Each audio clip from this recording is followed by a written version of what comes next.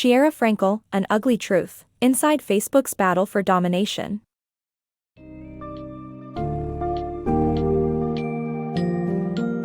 Dive into the fascinating story of Facebook's battle for domination, as told in Sheera Frenkel's insightful book, An Ugly Truth.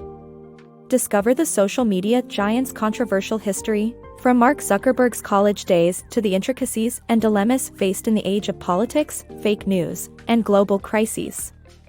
Learn about the key figures who have shaped Facebook's journey, such as COO Sheryl Sandberg, and the company's complex relationship with free speech, advertising, and international events.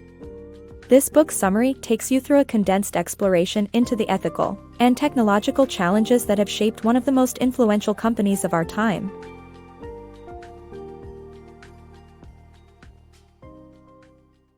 Zuckerberg's engagement over ethics. In 2015, a video capturing Donald Trump's controversial remarks on banning Muslims from entering the United States went viral on Facebook. Even though several employees believed the video violated Facebook's terms and conditions, Mark Zuckerberg chose to leave it up, valuing engagement over ethics. From his time at Harvard, Zuckerberg constantly prioritized user interaction on his social media platforms. Facebook's rapid growth attracted billion-dollar offers, but Zuckerberg, focused on expansion, continued to implement features like the news feed, optimizing the platform for user engagement. The date was December 8, 2015, when Donald Trump, then a presidential candidate, released a video on Facebook. In the viral clip, Trump passionately denounced terrorism and immigration and called for a total ban on Muslims entering the United States. It wasn't long before the video was shared 14,000 times and garnered over 100,000 likes. Many Facebook employees vehemently opposed the circulation of Trump's video, considering it hate speech and a clear violation of the site's rules. They demanded its removal, but CEO Mark Zuckerberg had other plans. After discussing the matter with the VP of Public Policy, Joel Kaplan, Zuckerberg decided that the content was too newsworthy to be taken down. The video remained online, continuing to attract shares and reactions. From the beginning, engagement has always trumped ethics for Zuckerberg. While studying at Harvard, he created a controversial social networking platform called FaceMash, which allowed users to rate the attractiveness of female classmates. Facing backlash, Zuckerberg decided to create a more tame social media platform, leading to the development of Facebook in 2004. This prototype of modern-day Facebook allowed students to create personal pages, connect with others, and exchange messages. The website quickly became popular on college campuses, amassing over 1 million members by 2005 and driving Zuckerberg to drop out of Harvard to focus on the company full-time. Facebook's early years were marked by rapid growth and success, earning it the status of Silicon Valley's next big thing. In 2006, Yahoo even attempted to acquire Facebook for $1 billion, but Zuckerberg declined the offer. Despite his introverted nature, he harbored grand ambitions for the company and focused on growth rather than profits. He consistently encouraged his team to make the site more captivating and user-friendly. One of his significant achievements was the introduction of the news feed in September 2006. This feature collated all friends' activities and updates in one central location. Although initially unpopular for its perceived invasion of privacy, data revealed users spent more time on Facebook and shared more content as a result of the news feed, the exact outcome Zuckerberg desired. Sandberg's impact on Facebook. Mark Zuckerberg, the visionary behind Facebook, recognized the potential of Sheryl Sandberg and brought her on board as the chief operating officer. Sandberg, with her wealth of business experience and her ability to transform companies, turned Facebook into an advertising powerhouse, utilizing Facebook's unique user data to deliver targeted ads. However, this strategy led to privacy concerns and criticism from watchdogs, resulting in an agreement for regular privacy audits. In December 2007, Mark Zuckerberg attended a Christmas party, not for the festivities, but to meet a well-known business strategist, Sheryl Sandberg. With a strong track record that includes degrees from Harvard and work at the World Bank and Google, Sandberg had proven her mettle in the business world. Zuckerberg and Sandberg discussed business at the party and in subsequent meetings. By March 2008, Facebook announced Sheryl Sandberg as its new chief operating officer. With great foresight, Sandberg transformed Facebook into an advertising powerhouse, leveraging the site's unique strengths for online ads. This was in stark contrast to Zuckerberg's primary focus on optimizing the website's technology and user features, with little emphasis on profits. Sandberg's vision for Facebook was centered around utilizing the company's vast user data to serve up targeted ads based on user activity. While Google relied on ads linked to search terms, Facebook's interactive nature and plethora of user data provided a competitive edge, enabling direct responses from users and the sharing of advertisements with friends. With a strategic approach, Facebook efficiently monetized its users' data. It introduced features like the Like button in 2009, which served as both an engagement tool and a means to collect user preferences. This information was then sold to advertisers. Facebook also altered its privacy settings, making them more unclear and enticing users to unwittingly share more data. This exploitation of user data drew criticism from privacy advocates like the Center for Digital Democracy. In December 2009, they filed a complaint with the Federal Trade Commission, FTC. While Facebook agreed to regular privacy audits, the government's subsequent actions were lackluster in actually monitoring or regulating the company's practices. Facebook's political neutrality dilemma. Once known only as an engineer, Sonia Ahuja had a secret role at Facebook, dubbed the Ratcatcher. When controversial information about the company leaked, her job was to find the source and terminate them. 2016 was a challenging year for Ahuja as Facebook became deeply entwined in political discourse due to the prominence of its news feed during the American election. The platform's quest for political neutrality was tested as fake news and hate speech spread, and suspicions of bias arose among conservatives.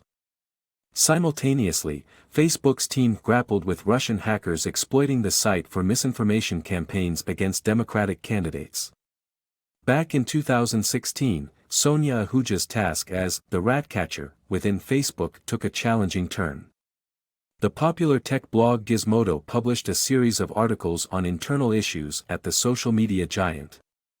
The stories alleged that as the American election gained momentum, false stories and incendiary hate speech became increasingly common in users' news feeds. Employees recognized this disturbing trend, and Gizmodo's reporting confirmed its legitimacy. Facebook's role in political discourse had grown substantially, making political neutrality a struggle. With millions relying on the platform for news, the company's algorithm favored high-engagement posts, which often leaned towards the sensational and inflammatory. Users were more likely to see content that confirmed their biases, regardless of accuracy. To address this issue, Facebook introduced trending topics, letting its content team partially curate user news feeds. However, in May 2016, Gizmodo published another article, accusing the platform of suppressing right-wing posts using this feature. This allegation fueled conservative suspicions of liberal bias, and the ensuing media storm forced Zuckerberg to take action. He met with prominent conservative figures such as Blaze TV's Glenn Beck and the American Enterprise Institute's Arthur Brooks, asserting Facebook's commitment to free speech and political neutrality. Although Zuckerberg's efforts partly appeased some conservatives, liberals remained discontented. Amidst these struggles rose another alarming trend. Facebook's threat intelligence team discovered Russian hackers using the platform to spread misinformation about Democratic candidates. Though not technically violating site rules, some hackers also disseminated stolen information from the Democratic National Committee. Facebook shut down various rogue accounts responsible for this activity, but the impact was already felt, as the misleading posts became national news. Through these challenges, it was evident that Facebook's attempt to remain politically neutral faced immense difficulties. The tumultuous events of 2016 illustrated the platform's struggle to balance user engagement versus misinformation and maintain an unbiased stance in an increasingly polarized world. Facebook's election meddling role. Facebook's unforeseen struggles following Trump's electoral victory left the company grappling with its role in the election results. Their internal investigation, Project P, aimed to identify potential political propaganda on the platform.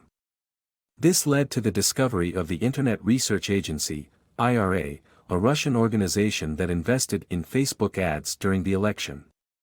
Despite initially downplaying the findings, Facebook faced an unavoidable scandal in 2018 due to Cambridge Analytica's misuse of user data for targeted political advertising. While Facebook's stock price temporarily dropped and Zuckerberg testified before Congress, the company ultimately managed to avoid significant accountability. In the wake of Donald Trump's unexpected electoral win, Facebook faced tumultuous times. As the company adjusted to the new reality, they hired Corey Lewandowski, Trump's former campaign manager, to secure ties with the administration.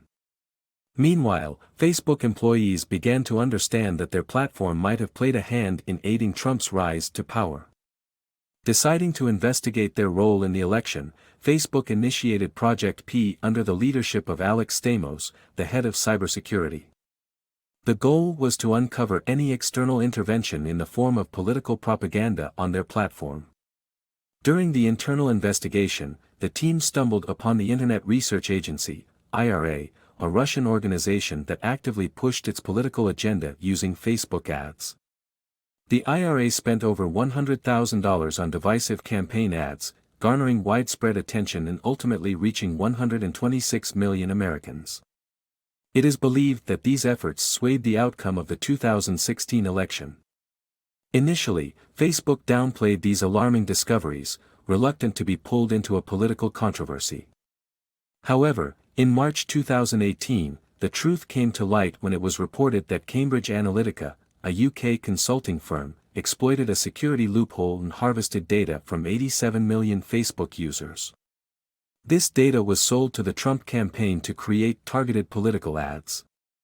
The Cambridge Analytica scandal reignited concerns about Facebook's privacy practices, leading to a 10% drop in the company's stock price. Facebook CEO, Mark Zuckerberg, was summoned to testify before Congress. However, due to the lawmakers' lack of tech savviness, Zuckerberg evaded any incrimination. Consequently, Facebook's stock price rebounded, and the company dodged any significant penalties. Facebook's unintended violence. In August 2017, a surge of anti-Muslim posts spread across Facebook in Myanmar, as soldier Sai Sit Thuong and many others shared their anger towards the Rohingya Muslim minority. These online expressions of hate soon escalated into real-world violence, resulting in over 24,000 Rohingya deaths and hundreds of thousands seeking refuge in Bangladesh. Investigators from the United Nations identified Facebook's insufficient content moderation as a determining factor in this catastrophic outcome. Facebook's rapid expansion contributed to this problem, as CEO Mark Zuckerberg aimed to increase its user base to billions more. The Next 1 Billion project pushed for accessibility in developing countries, which indeed increased Facebook's reach but was accompanied by unintended consequences. The company failed to foresee how its platform would be utilized in novel contexts and neglected to provide adequate moderation for the many new languages the site now hosted. This left Facebook ill-prepared to react, and anti-Muslim rhetoric began to spread in Myanmar. Human rights activists had notified Facebook as early as 2014 about the dangerous hate speech circulating on its platform. Matt Schisler, an activist in Myanmar, even visited the company's headquarters to voice his concerns about the increasing calls for violence. Unfortunately, his warnings went unheeded, and the Rohingya population bore the brunt of Facebook's inaction. This preventable tragedy, along with other controversies like the Cambridge Analytica scandal, began to chip away at Facebook's positive image. As their reputation declined, the company struggled to attract new talent. In response, Zuckerberg vowed in July 2018 to become a wartime CEO and take a more active role in the company's operation, aiming to steer Facebook back on course in the coming years. Facebook's anti-competitive empire. In May 2019, Facebook co-founder Chris Hughes penned an op-ed in the New York Times calling for the breakup of the social media giant. Hughes argued that Facebook had become a dangerous monopoly, crushing competition and mishandling user data. Politicians, academics, and consumer advocates also demanded government intervention. Facebook's rapid expansion, driven by acquiring smaller competitors, resulted in almost 70 acquisitions and 2.5 billion users worldwide. Considering it a strategy to avoid antitrust action, law professors Tim Wu and Scott Hemphill criticized Facebook's decision to merge the back-end infrastructure of its apps like Instagram and WhatsApp. As the 2020 election approached, politicians like Elizabeth Warren and Bernie Sanders included regulating Facebook in their campaigns. Despite Mark Zuckerberg and Sheryl Sandberg's claims of improved moderation policies, the company faced continued backlash for allowing controversial deepfake videos on the platform, ultimately losing the support of significant political figures like Nancy Pelosi. Zuckerberg's free speech facade. In the summer of 2019, Mark Zuckerberg engaged with political insiders, with a controversial meeting with former President Trump held in the Oval Office. Aiming to reposition Facebook as a champion of free speech, Zuckerberg tried to convince politicians that Facebook is an asset to America, essential for defending against Chinese competitors like WeChat and TikTok.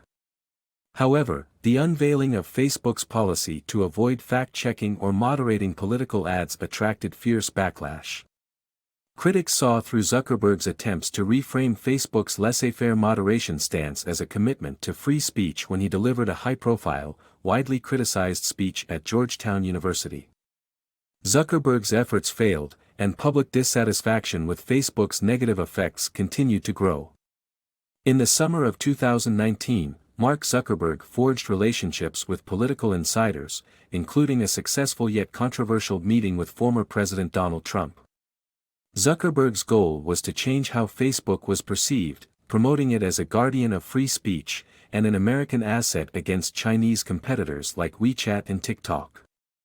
Facebook CEO aimed to rebrand the company's lax moderation policies as a strength. To endorse this agenda, in the run-up to the 2020 campaign season, Facebook unveiled a contentious policy refraining from fact-checking or moderating any political advertising. This decision received widespread backlash from politicians, advocacy groups, and the public, who were concerned about the spread of misinformation during elections. In an effort to quell criticism, Zuckerberg delivered a high-profile speech at Georgetown University, where he falsely claimed that Facebook was established to facilitate political discourse about the Iraq War in 2003, and compared online posting to the civil rights movement. The speech was universally criticized, including by notable figures like the Anti-Defamation League and Congresswoman Alexandria Ocasio-Cortez. Even Sheryl Sandberg, Facebook's COO, struggled to defend Zuckerberg's position in an interview with journalist Katie Couric. Unfortunately for Zuckerberg, his efforts to rebrand Facebook did not succeed, and the public's increasing exhaustion with the company's negative effects remained unabated. Facebook's free speech reckoning. President Trump's controversial statements during the COVID-19 pandemic, along with nationwide protests, forced Facebook to reevaluate its stance on free speech absolutism. Tensions grew after Twitter labeled Trump's tweet as dangerous, but Facebook, initially, took no action. Employee backlash, a mass one-month advertiser boycott, and issues with the new private group feature led to the creation of the Facebook Oversight Board and more stringent policies against dangerous content. However, questions remain about Facebook's commitment to addressing these issues effectively.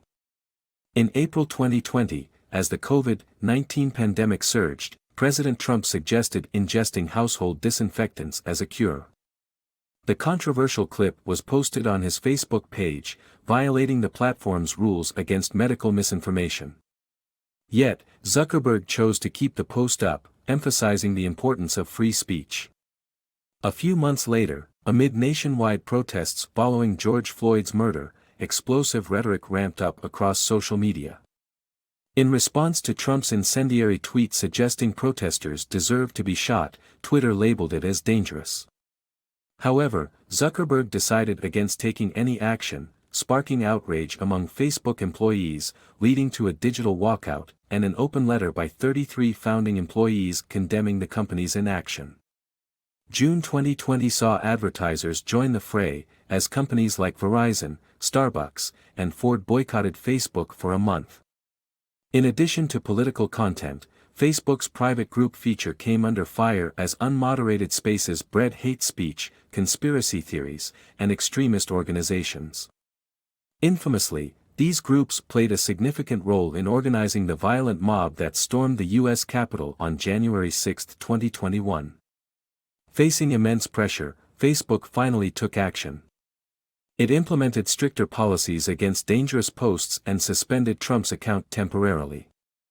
Moreover, it introduced the Facebook Oversight Board, a supposedly independent panel for content moderation. However, critics argue that the board is merely an attempt to deflect responsibility from the platform's executives, casting doubt on Facebook's future commitment to tackling these critical issues.